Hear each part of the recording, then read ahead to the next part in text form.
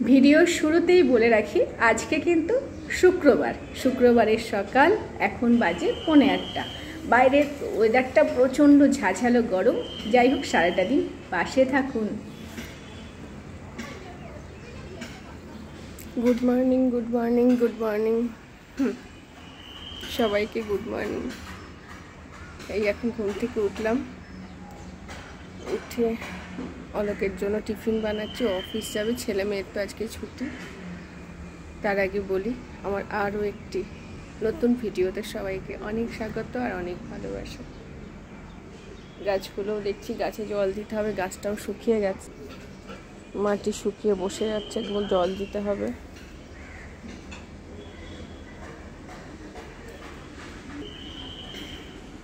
খুব গরম পড়ছে বলে নতুন করে গাছ লাগাচ্ছি না, নতুন করে গাছ লাগাতে হবে। চলে এসেছি রান্নাঘরে। যেহেতু ছেলে মেয়ের স্কুল ছুটি, তাই ঘুম থেকে উঠি 8:45। অলোক অফিসে যাবে, আগে ওর খাবার রেডি করে দেবো। কালকে সন্ধ্যেবেলা অফিস থেকে আসার সময় ব্রেড এনেছিল। যেহেতু ছেলে মেয়ের ছুটি, তাই ও আমাকে বলে ব্রেড আমি আনবো, আমাকে ব্রেড দিয়ে দেবে, তোমাকে আর কিছু করতে হবে না। কারণ ওদের স্কুল থাকলে তো আমাকে রীতিমতো 3-4 বার করে রান্না করতে হয়। ভোরবেলা একবার করতে হয়, তারপরে আবার 10টা সাড়ে 10টার সময় একবার করি, আবার সন্ধ্যেবেলা একবার করি। তাই একটুখানি বাচ্চাদের ছুটি থাকলে আমরাও একটুখানি রিল্যাক্স হয়ে যাই। যাই হোক, ওর জন্য ব্রেড বাটার এটাই করে দিচ্ছি। যেভাবে আমি বাটার দিয়ে ব্রেড ভেজে দিই, একটু মুচমুচে করে, আর সঙ্গে চিনি দিয়ে দিই।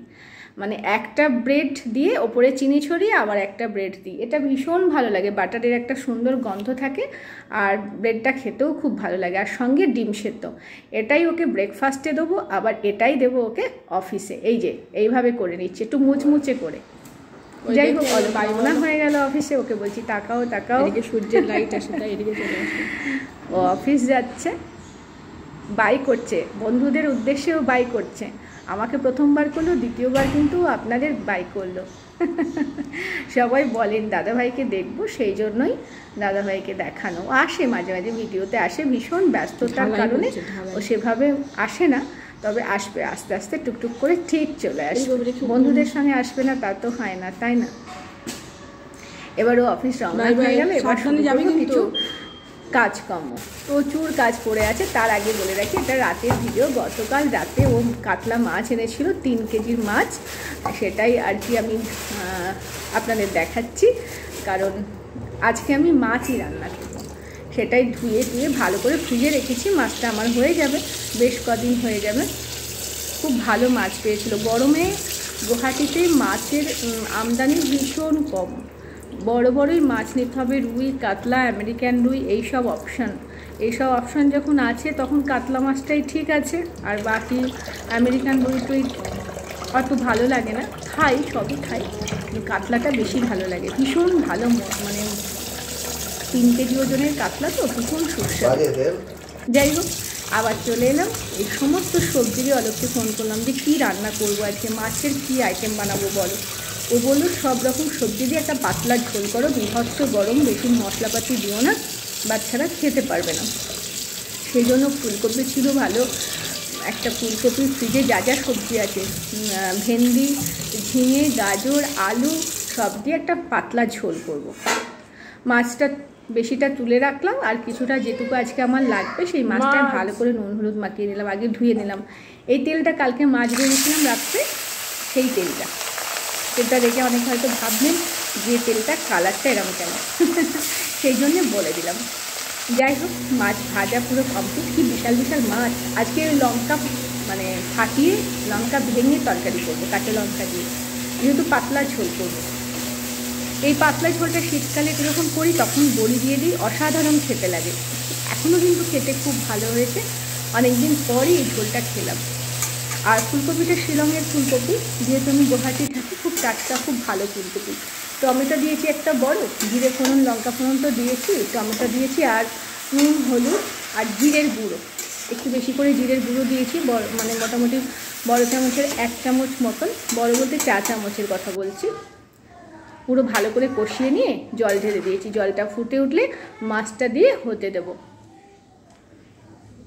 একটাই ঝোল থাক, আর একটু আমের চাটনি আছে, ব্যাস। আবার রাত্রে দেখবো রাত্রে কি বানাই। যাই হোক, এখন ভিডিওগুলো আমি খুব ছোট ছোট দিচ্ছি, সবাইকে রিকোয়েস্ট করব পুরো ভিডিওটা দেখার জন্য আর এইভাবে ভালোবাসা দেওয়ার জন্য। প্রচুর ভালোবাসা পাচ্ছি আমি আমার বন্ধুদের কাছ থেকে। আর সাবস্ক্রাইবার বন্ধুদের অবশ্যই রিকোয়েস্ট করব ভালো করে ভিডিওটা দেখার জন্য। চলে এসেছি ঘুম থেকে উঠলাম, অলোক আসলো 6:30, 6:30 সময় ঘুম থেকে উঠলাম। ও আইসক্রিম এনেছিল, আগে একটা আইসক্রিম খেলাম, যা গরম। তারপর এখন বসে আছি, এখনও মনে হচ্ছে আবার ঘুমোলে ভালো হয়, এত গরম তো ঘুম পাচ্ছে ঘন ঘন। মেয়ে এখনও শুয়ে আছে, ও বয়কট করেছে, খাচ্ছে না, কিচ্ছু খাচ্ছে না, কোনো কিছুই খাচ্ছে না। জানি না, হয়তো আজকে ওকে কৃমির ওষুধ খাওয়াতে হবে। কৃমির ওষুধগুলো আগে বছরে 2বার খেলে অনেক কাজ হতো, এখন মানে 3 মাস অন্তর খেলেও কাজ হয় না, ঘন ঘন খেতে হয়, এমনি ব্যাপার। যাই হোক, চলুন চাটা করি, খাই। মেয়েকে দুধ আর ব্রেড দিয়ে দিলাম। মেয়ে একদম ভাত খাচ্ছে না, সকালেও ভাত খায়নি, দুপুরেও ভাত খায়নি, ওই জন্য ও দুধ ব্রেড খেতে খুব ভালোবাসে। সন্ধ্যেবেলা এটাই দিলাম, কেন ভাত খাচ্ছে না বুঝতে পারছি না। ও হয়তো কৃমির ওষুধ দিতে হবে বা গরম লেগেছে, খুব রোগাও হয়ে যাচ্ছে ও। আর অলোক বললো একটুখানি ওর খিদে পেয়েছে, সারাদিন তো দেখলেন ও ব্রেড খেয়েছিল। বললাম মুড়ি টুড়ি কিছু দিই বা চিড়ে ভেজে দিই, বললো না আমাকে অমলেট করে দাও, ডবল ডিমের অমলেট করে দাও। সেই জন্য ও খুব অল্প টুকটাক খাবার পছন্দ করে, বেশি বেশি খায়ও না, আর বেশি খাবার খুব একটা পছন্দও করে না, অল্প খাবে, টুকটাক করে খায় আর কি। সেই জন্য অমলেটটা বানিয়ে দিচ্ছি, এখন তো সন্ধেবেলা। আর বেশি করে লঙ্কা দেবো, ও লঙ্কা দিয়ে অমলেট খেতে খুব ভালোবাসে। ছোট্ট পেঁয়াজ দিয়েছি, খুব ভালো করে ছোট্ট ছোট্ট করে কেটে নিলাম, সামান্য একটু নুন দিয়েছি, সবাই জানেন আমার বন্ধুরা, তবু আমি বলে দিচ্ছি। আর কাঁচি দিয়ে লঙ্কাটা কাটলাম। এত ভালোবাসা পাচ্ছি ব্লগে, এত ভালোবাসা পাচ্ছি আমি লাইভে, শর্টসে, সব কিছুতে। আমার ভীষণ ভালো লাগছে। সবাইকে রিকোয়েস্ট করবো আমার সমস্ত ব্লগগুলো দেখার জন্য, পাশে থাকার জন্য। এই যে এতে অমলেট করি, এতে অমলেট করতে আমার খুব সুবিধা হয়। সবসময় যে এতে করি তা না, রুটি করার চাটুতেও আমি অমলেট বানাই, তবে এতে করলে একদম গোল শেপটা হয়, সুন্দর গোল থাকে, একা বেঁকা হয় না, মানে টেরা বেঁকাটা হয় না, মোটা হয়ে উঠেছে। কম মানে সিম আছে অমলেটটা পুরো করি, তাহলে কি হবে, ভেতরের ডিমটা যেহেতু খুব মোটা হয়ে আছে, পুরো ডিমটা সেদ্ধ হবে। একটু চেপে চেপে দিলাম। অমলেট খেতে কিন্তু ভালোই লাগে। সন্ধ্যেবেলা ওকে দেবো, ও কফি খায়, ওকে কফি আর অমলেট দেবো, আর আমি লাল চা খাবো। ডিশে তুলে নিচ্ছি, এই যে বসে গেছি আমি লাল চা নিয়ে, আর ওকে কফি আর অমলেট দিয়েছি। সবাইকে বাই বাই, সবাই ভালো থাকবেন, সুস্থ থাকবেন।